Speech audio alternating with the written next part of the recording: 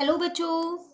आज मैं आपको क्लास नाइन्थ जिसका सब्जेक्ट है मैथ्स, इसका चैप्टर नंबर 1 करवाऊंगी, नंबर सिस्टम सपोर्ट मटेरियल से। जैसा कि आपको पता है कि सपोर्ट मटेरियल में कुछ MCQ questions, filling the blanks और ट्रू फॉल्स हैं इस चैप्टर में, और ये चैप्टर आपके पास टर्म 1 में आ रहा है ना। तो हम इस चैप्टर को सपोर्ट मटेरियल से आज स्टार्ट कर देते हैं। देखिए, ये आपकी सपोर्ट मटेरियल है। यहाँ पर आपको स्टार्टिंग में कुछ पॉइंट्स दे रखे हैं जो चैप्टर की एक्सप्लेनेशन दे रहे हैं कि चैप्टर में एग्जैक्टली है क्या चीज़। ये चैप्टर हमने एनसीईआरटी प्लस आरडी शर्मा दोनों से कर रखा है, तो आप वहाँ से भी इस चैप्टर को एक बार अच्छे से रिवाइज कर लीजिएगा, ठीक है। प्लस इससे रिलेटेड जितनी भी वर्कशीट्स आई हैं वो भी आप कर लेना, ठीक है ना। तो ये आपको स्टार्टिंग में वही सारे पॉइंट्स दे रखे हैं। चलिए हम अपने क्वेश्चन पे आते हैं। तो इस चैप्टर में टोटल आपके पास 90 क्वेश्चन है, ठीक है। तो क्वेश्चंस कर लिए तो बहुत अच्छे से ये चैप्टर आ जाएगा आपको। देखिए, क्वेश्चन नंबर 1 आपके पास यहाँ पर है, if x is equals to 2 and y is equals to 4, then आपको क्या करना है, इसकी वैल्यू बतानी है। तो बहुत आसान है, जहां पर भी x है वहां 2 रख दो, और जहां पर भी y है वहां पर 4 रख दो, ठीक है। तो देखो, 2/4 की पार हो जाएगा यहाँ पर 2 माइनस 4, प्लस 4/2 की पार यहाँ पर हो जाएगा 4 माइनस 2। मैंने x की जगह पर 2 रखा हुआ है और y की जगह पर 4 रखा है और कुछ भी नहीं किया है, ठीक है। इसको इससे कट कर दिया तो 1/2 आ जाएगा, और 2 में से 4 जाएगा तो -2 आ जाएगा।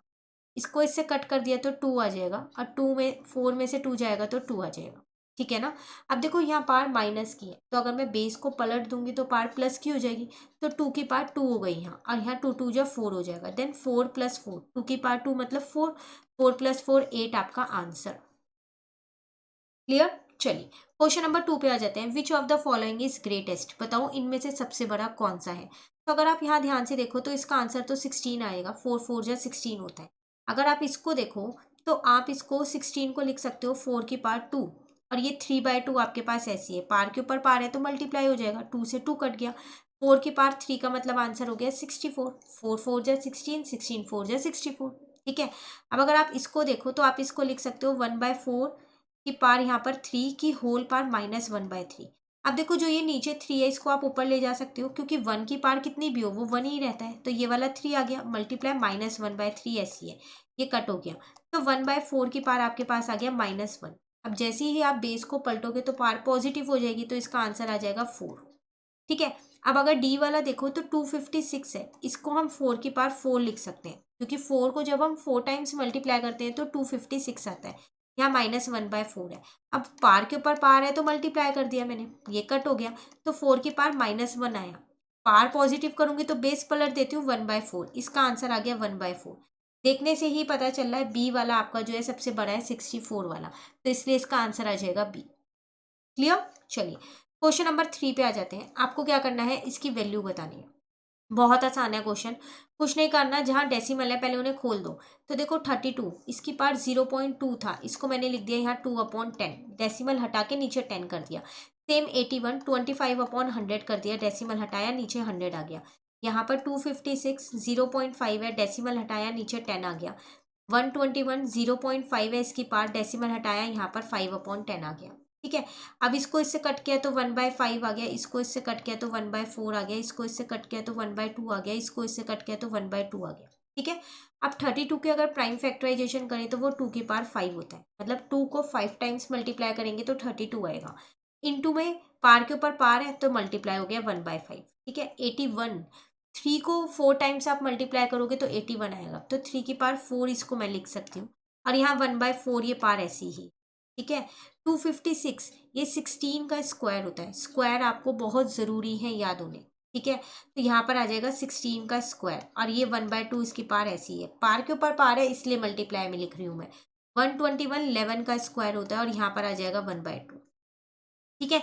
इसको इससे कट कर दिया, इसको इससे कट कर दिया, इसको इससे कट कर दिया, इसको इससे कट कर दिया। फाइनली आपके पास न्यूमरेटर में बचा है 2 + 3, डिनोमिनेटर में बचा है 16 - 11, तो 5/5 कट होके आपका आंसर 1 आ चुका है।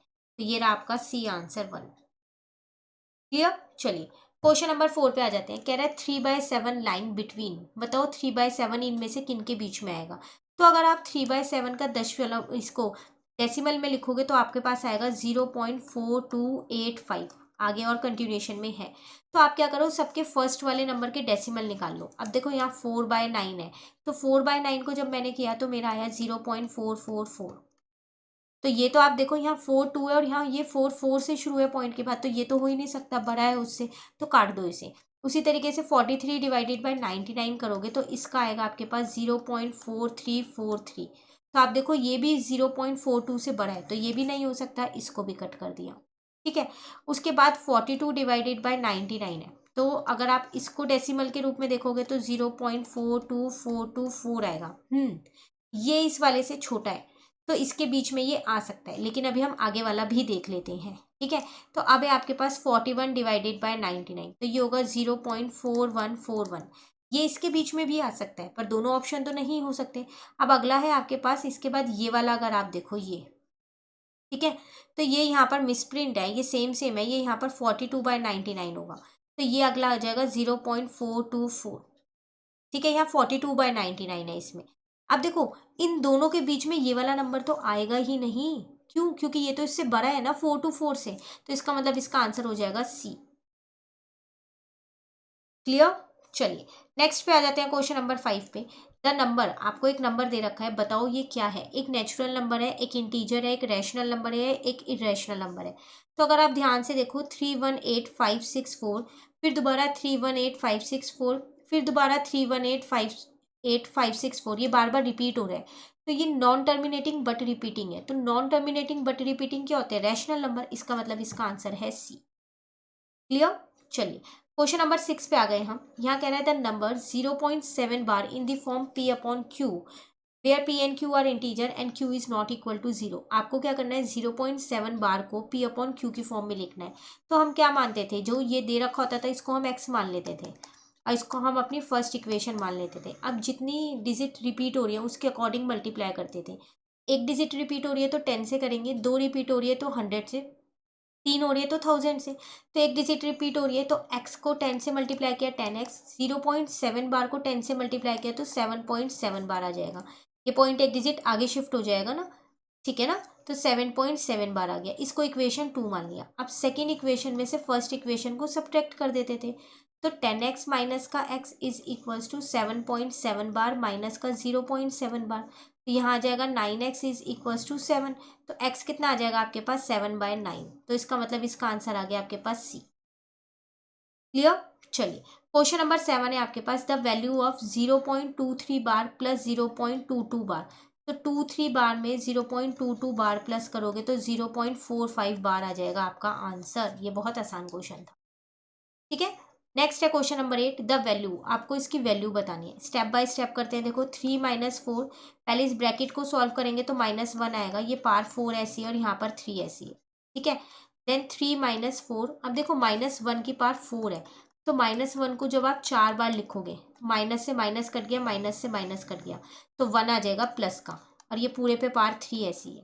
ठीक है, देन 3 - 4 की पार हो जाएगा 3, 4 1 जा 4 कर दिया, 3 में से 4 जाएगा, -1 की पार 3। अब -1 को जब आप 3 बार करने वाले हो तो 2 माइनस तो कट जाएंगे, एक बच जाएगा, तो इसका आंसर -1 आ जाएगा।